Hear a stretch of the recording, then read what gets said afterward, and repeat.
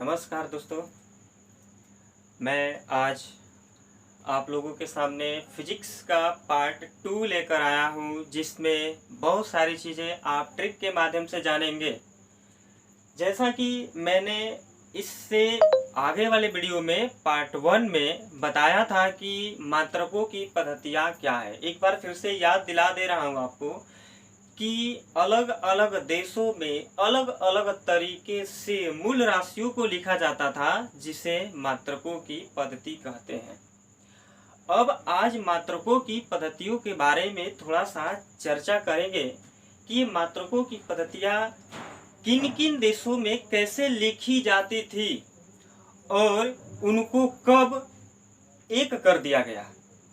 क्योंकि आगे चल करके जब एक देश दूसरे देश के संपर्क में आने लगे तो लिखने पढ़ने और समझने में दिक्कत होने लगा, तो सभी देशों ने मिल करके एक साथ जुट करके एक इंटरनेशनल सिस्टम पद्धति बना दिया, जिसे एसआई मात्रक हम लोग कहेंगे। तो चलिए जानते हैं सबसे पहले मात्रकों की पद्धतियाँ क्या है। तो वो तो हम लोग जान चुके हैं। अब जानते हैं कि मात्रकों पद्धतियाँ में अलग अलग देशों में कैसे लिखा जा रहा था, अलग अलग तरीकों से।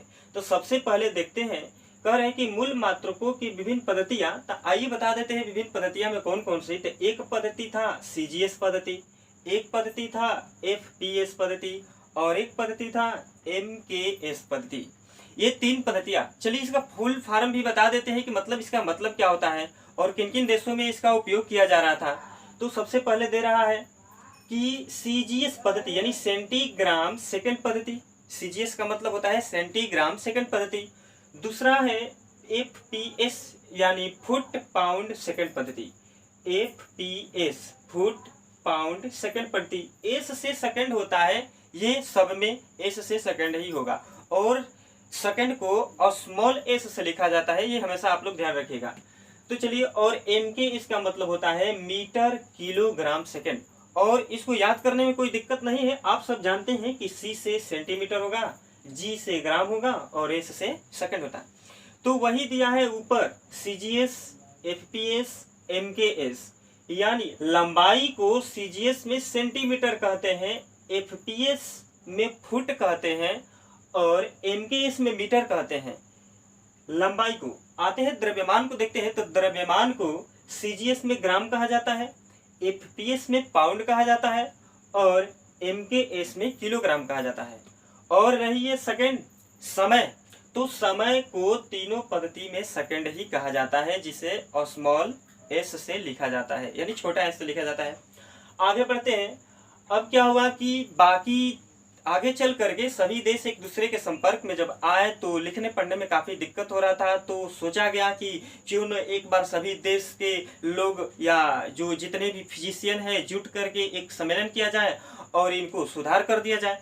तो क्या हुआ कि माप तौल का अंतर्राष्ट्रीय सम्मेलन 1960 में हुआ, ठीक, और फ्रांस में हुआ और एक नई पद्धति की शुरुआत की गई, जिसे अंतर्राष्ट्रीय मात्रक पद्धति बनाया गया और इसे एसआई मात्रक नाम दे दिया गया, यानी इंटरनेशनल सिस्टम ऑफ यूनिट।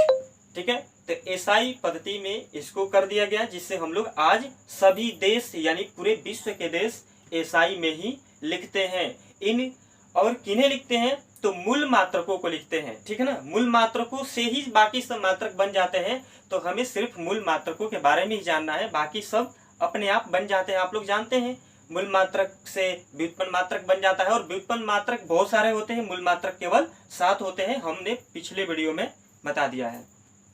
चलिए आगे बढ़ते हैं। कह रहे हैं कि मूल मात्रक एसआई पद्धति में और उसके संकेत, अर्थात कि मूल मात्रक कौन कौन से है भाई। लंबाई है, द्रव्यमान है, समय है, विद्युत धारा है, ताप है, ज्योति तीव्रता है और पदार्थ का परिमाण है। ये आपका 7 है, जो कि मैंने बता दिया है। इसको देखिए, ये बहुत सारे बच्चों को जल्दी याद नहीं होता है, जिससे आप लोग कुछ मत करिएगा। जैसे इसको एक ट्रिक के माध्यम से याद कर लेते हैं, सातों एक ही बार में याद हो जाएगा। जैसे मान लेते हैं कि लाद सविता ज्योति पदार्थ, ठीक है ना, यानी परिमाण होता है। जैसे आप लोग शॉर्टकट में कहते हैं कि लाद सविता, ठीक है ना। ल से लंबाई, द से द्रव्यमान, स से समय, वी से विद्युत धारा, त से तापमान, ज्योति से ज्योति तीव्रता और पदार्थ का परिमाण। और हाँ, इसे लिखा कैसे जाता है, ये कह रहे हैं कि इसका जो है संकेत कैसे है और इसको लिखा किस चीज में जाता है। तो लंबाई को हमेशा मीटर में लिखा जाता है, ठीक है। और द्रव्यमान को किलोग्राम में लिखा जाता है, समय को सेकंड में, विद्युत धारा को एम्पियर में लिखा जाता है, यानी एम्पियर में ही इसको यूनिट व्यक्त किया जाता है। जैसे मान लेते हैं कि 5 केजी चीनी लिए, अगर हम 5 अंक में चीनी लिए तो उसे लिखेंगे कैसे? क्या उसे लीटर में लिखेंगे चीनी को? क्या उसे हम लोग मीटर में लिखेंगे चीनी को? नहीं, उसे हम लोग केजी में लिखेंगे, किलोग्राम में लिखेंगे। तो वही है ये आपका संकेत, जैसे बता रहा है कि लंबाई को हम लोग किस चीज में लिखेंगे, तो हमेशा मीटर में लिखेंगे। द्रव्यमान को हमेशा किस चीज में लिखेंगे? केजी में लिखेंगे। अर्थात जिसको हम उठा सकेंगे, जो वजन हो, जिसमें वजन हो, जो भारी हो, उसे हम लोग किस चीज में मापते हैं, किस चीज में लिखते हैं? केजी में लिखते हैं। आगे दिए है आपका समय। समय को हमेशा सेकंड में ही मापा जाता है और विद्युत धारा को एम्पियर में मापा जाता है, ठीक है, एम्पियर। और ताप को केल्विन में मापा जाता है, यानी अलग अलग देशों में ताप को आज अलग अलग यूनिट, जैसे फ़ारेनहाइट और केल्विन भी होता है, लेकिन मान्यता दी जाती है हमेशा आपका केल्विन का, ठीक है। उसके बाद रह गया आपका ज्योति तीव्रता। तो ज्योति तीव्रता कैंडेला से लिखा जाता है या व्यक्त किया जाता है, और पदार्थ का परिमाण को मोल से। अब आते हैं इनको लिखते किसी से, तो मीटर को छोटा एम से लिखा जाता है, किलोग्राम को छोटा केजी से लिखा जाता है, सेकंड को छोटा एस से लिखा जाता है, एम्पियर को कैपिटल ए से लिखा जाता है। ये बात आपको यह ध्यान रखना होगा, क्योंकि एग्जाम में ये पूछ देता है कैपिटल, यानी प्रश्न ऐसे आ जाते हैं कि एम्पियर को कैसे व्यक्त किया जाता है, कैपिटल ए और स्मॉल ए, या दोनों, या कोई नहीं। तो हमें क्या लगाना है भाई? हमें लगाना है कैपिटल ए, कैपिटल ए से लिखा जाता है। ठीक उसी तरह केल्विन को कैपिटल के से लिखा जाता है, यानी अर्थात बड़ा के से। और ये आपका हो गया कैंडेला। कैंडेला को सीडी में लिखा जाता है, और मोल को मोल MOL कैपिटल नहीं और स्मॉल में लिखा जाता है, सॉरी। चलिए अब उसके बाद आगे चलते हैं। ये तो मूल मात्रक हो गए। 2 ठो और मात्रक है जिससे हम लोग संपूरक मात्रक भी कहते हैं, ठीक है। तो संपूरक मात्रक का परिभाषा ऐसे किताब में तो कहीं नहीं दिया है कि संपूरक मात्रक किसे कहते हैं, लेकिन उसे आप सुनेंगे तो समझ जाएंगे कि वो कैसे मात्रक है और उसमें क्या होता है। लेकिन हमने थोड़ा परिभाषा भी उसका बता दिया है, तो चलिए देखते हैं वो कौन से हैं। तो सबसे पहली बात है, कह रहे हैं कि 2 संपूरक राशियां भी है। वो कौन कौन से भाई? समतल कोण है और एक घन कोण है। तो समतल कोण को रेडियन में लिखते हैं और घन कोण को स्टेरेडियन में, ठीक है। समतल कोण को रेडियन में और घन कोण को स्टेरेडियन में लिखते हैं, और उसके बाद उसको कैपिटल RAD से और स्टेरेडियन को कैपिटल SR से लिखा जाता है, ठीक है। अब हम लोग थोड़ा आगे बता रहे हैं। उसके बाद कह रहे हैं कि आइए थोड़ा सा बता दें कि संपूरक कोण किसे कहते हैं, ठीक है। संपूरक कोण किसे कहते हैं, तो इसको हम थोड़ा सा आपको बता दें कि संपूरक कोण कह रहा है कि ऐसी ठोस आकृतियां, ठीक है, ऐसी ठोस आकृतियां जिसके आमने सामने का 2 कोण 180 हो जाए, उसे संपूरक आकृतियां कहते हैं।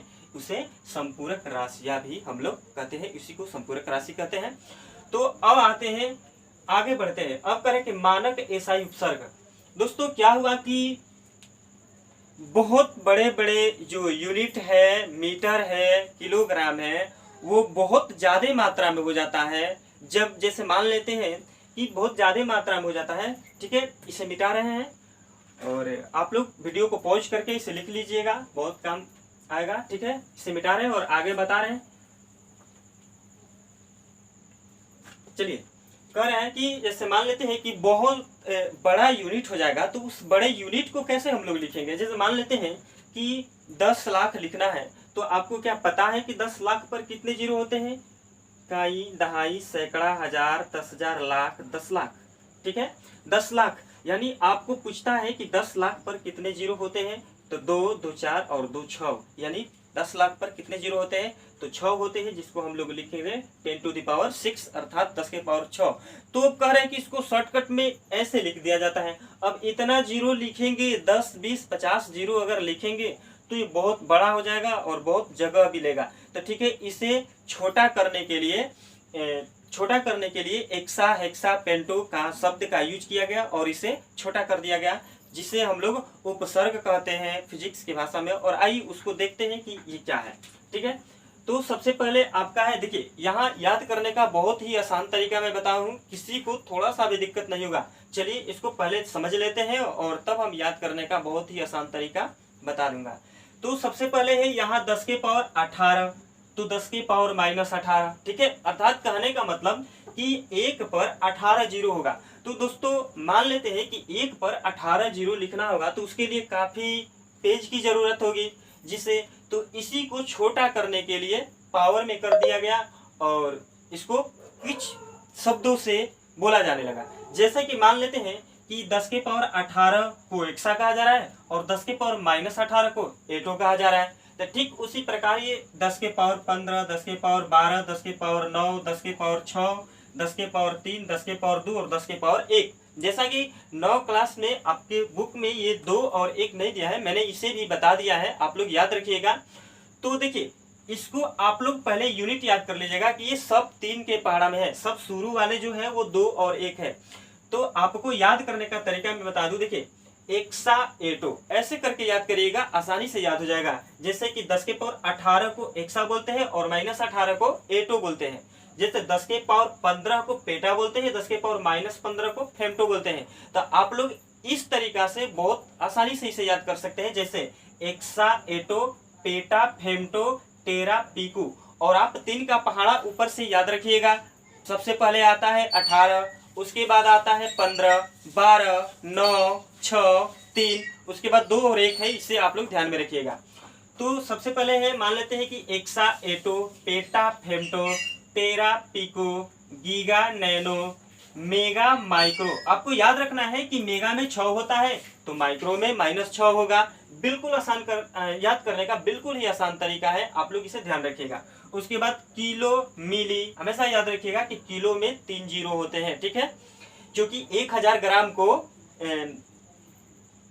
जिसे मान लेते हैं कि 10 के पावर यानी 1 किलोग्राम में 1000 ग्राम होता है, अर्थात 3 जीरो होते हैं, जिसे कह रहे हैं कि किलो। तो ये हो गया किलो, मिली हो गया, और दू को हेक्टा कहा जाता है, ठीक है। तो हेक्टा का क्या हो जाएगा, -2 सेंटी हो जाएगा और डेका का डेसी हो जाएगा। तो चलिए उसके बाद आगे हम बता रहे हैं थोड़ा सा, इस चैप्टर में एक पार्ट और आएगा, तीसरा पार्ट भी आएगा, क्योंकि बहुत सारी चीज़ें इसमें छूट जा रहे हैं, जिससे हम अगले वीडियो में सब बता देंगे, बहुत सारी अलग अलग चीज़ें। और हाँ, एक बात और बता दे रहे हैं कि अगले वीडियो को आप लोग देखिएगा, क्योंकि अगले वीडियो में मैं एक ऐसा फॉर्मूला आप लोगों को बताऊंगा जिसमें केल्विन को फ़ारेनहाइट में, फ़ारेनहाइट को सेल्सियस में, बस एक ही फार्मूला से तीनों में आप लोग बदल देंगे, ठीक है। आपकी 9 क्लास के बुक में ऐसा फार्मूला नहीं दिया है, मैं उस फार्मूले को बताऊंगा, तो आप लोग मेरे तीसरे वीडियो का इंतजार करिएगा, ठीक है। तो चलिए पहले पता कर लेते हैं, इसमें थोड़ा सा और ही इम्पोर्टेंट बातें हैं जिससे अगले वीडियो में बता दूंगा। तो करें कि दाब यानी प्रति एकांक क्षेत्रफल पर लगने वाले बल को दाब कहते हैं। जैसे मान लेते हैं कि ये क्षेत्रफल है, इस क्षेत्रफल का प्रति एकांक ले लेते हैं, जैसे बोर्ड पे बता दे रहे मैं, ये आपका मान लेते हैं कि प्रति एकांक, इधर से भी 1, इधर से भी 1, इधर से भी 1, इधर से भी 1 अंक, यानी 1 अंक एकांक करें, तो इसी एकांक को चारों साइड से लिया है। तो उस प्रति एकांक क्षेत्रफल पर जो हवा द्वारा, जो वायुमंडल द्वारा दाब लगता है, उसी को क्या कहा जाता है, वायुमंडलीय दाब, या उसी को दाब भी कहा जाता है। और दाब का एसआई मात्रक क्या होता है, अब तो आप लोग जानते हैं कि एसआई मात्रक क्या होता है, ठीक है। एसआई मात्रक मैंने यहाँ बता दिया है। तो एसआई मात्रक होता है न्यूटन प्रति मीटर स्क्वायर, ठीक है, न्यूटन प्रति मीटर स्क्वायर, और इसे हम लोग पास्कल से भी लिख सकते हैं, ठीक है। तो मैं आशा करता हूं कि मेरा वीडियो आप लोगों को काफ़ी पसंद आया होगा। अगर पसंद आया होगा तो इसे सब्सक्राइब करिएगा और शेयर करिएगा, ताकि और भी बच्चे इससे कुछ सीख सके और पढ़ सके।